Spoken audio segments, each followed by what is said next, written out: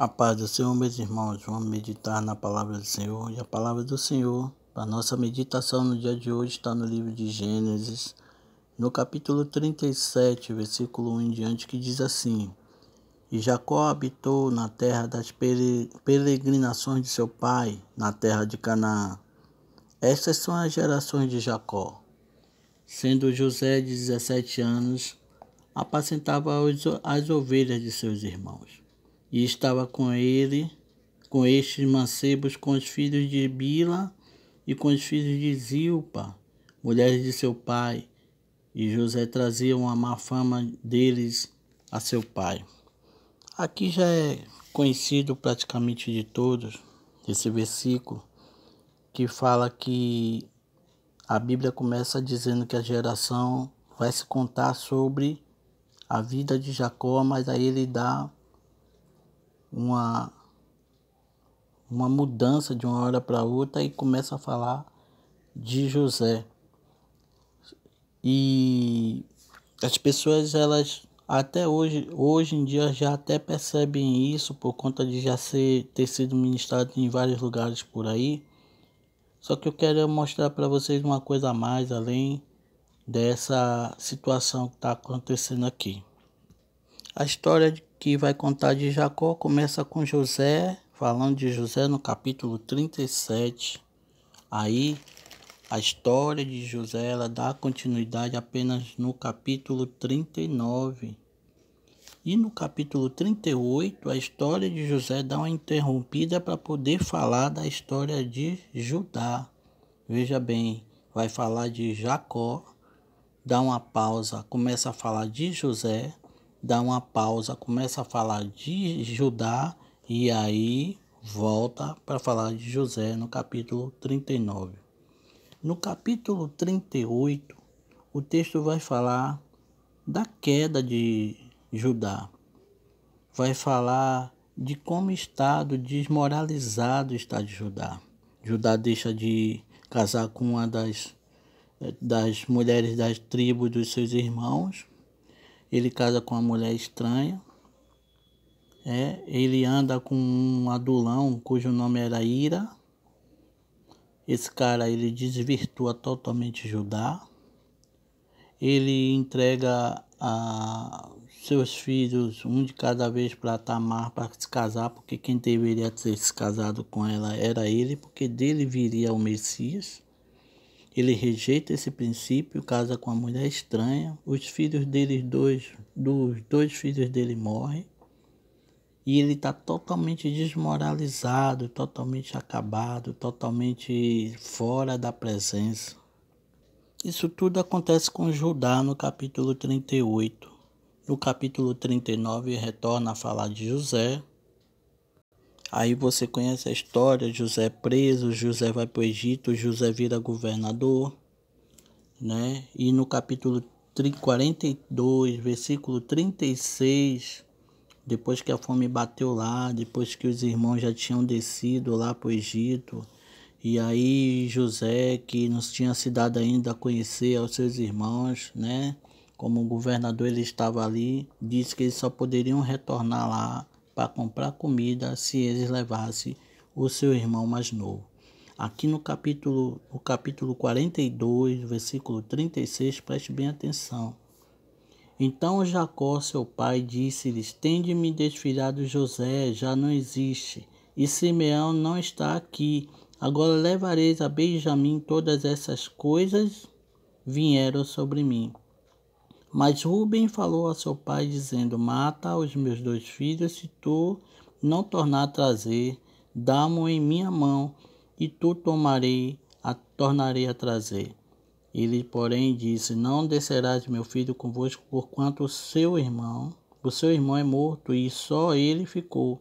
Se lhe sucede algum desastre no caminho por onde fordes, fareis descer a minhas cães com tristeza à sepultura. Então aqui, veja só, aqui Rubens ele está intercedendo pela vida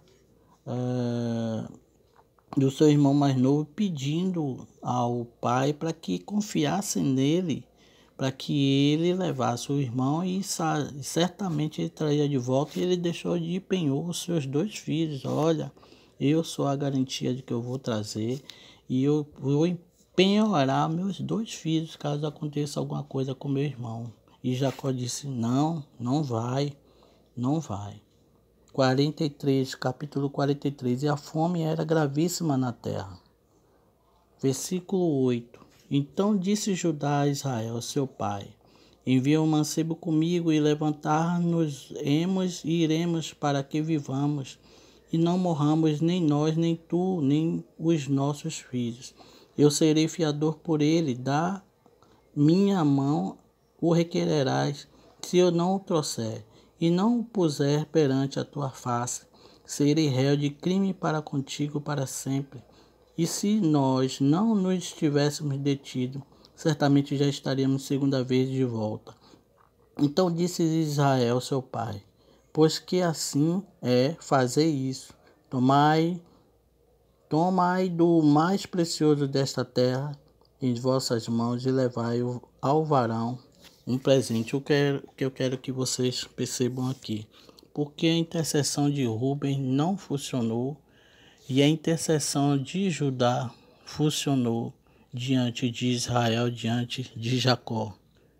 Sabendo você que agora acabei de mostrar que Jacó estava desmoralizado, que Jacó estava sem nenhum tipo de crédito, ele não tinha nenhum crédito, ele não tinha nenhum valor nesse momento, porque Judá estava totalmente fora dos princípios da palavra de Deus. Mas mesmo assim, Jacó, ele deu mais ouvido à intercessão de Judá do que à intercessão de Rubem. Sabendo ele que Rubem já tinha feito aquele princípio de ter se deitado com uma das suas esposas, mas o que Judá fez aqui foi pior do que o que Rubem fez.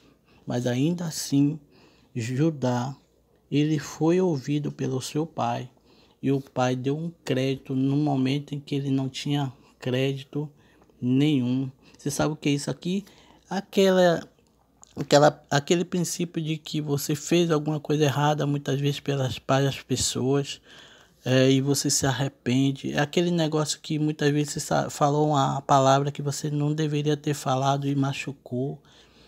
É aquele momento em que você pisou na bola com alguém, aquele momento que você traiu, aquele momento que você manipulou, ou que você até muitas vezes defamou, e aí você sente na pele aquele arrependimento, você sente na pele aquela atitude errada que você tomou e que você não era para ter tomado.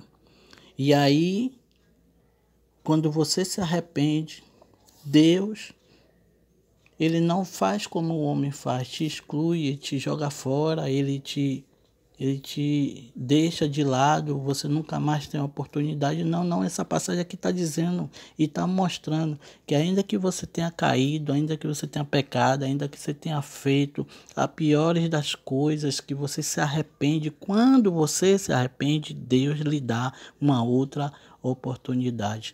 Deus te dá uma nova chance, é isso que está Deus mostrando aqui para mim e para você, que Deus, ele não é como o homem, ele não faz como o homem. Quando a gente erra, e todos nós erramos, e quando nós pecamos, Deus sempre vai nos dar uma outra oportunidade quando ele vê sinceridade no nosso coração. Isso aconteceu com Jacó. Ele percebeu a sinceridade do arrependimento de Judá. E ele deu uma nova oportunidade a Judá para que ele viesse se restabelecer. Porque Deus não tem prazer na morte do ímpio, mas ele se agrada, ele se alegra quando nós reconhecemos aonde caímos, ao invés de ocultarmos e fingirmos, fazer de conta que nada aconteceu, viemos nos posicionar para consertar aquilo que foi de errado que nós fizemos. E Deus tem mostrado isso, que a sua misericórdia, ela é infinita. A sua misericórdia é boa, é agradável e é perfeita. Se você está em alguma condição parecida com a de Judá, lembre-se, Deus não vai desistir de você. E tenho certeza que essa palavra ela tem direcionamento para alguém.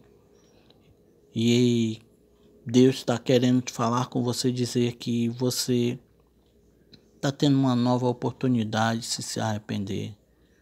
E Ele vai estar ali de braços abertos, como o pai estava quando o filho pródigo retornou para sua casa. Que Deus te abençoe e te guarde, e que te abençoe em todas as áreas da sua vida, em nome de Jesus.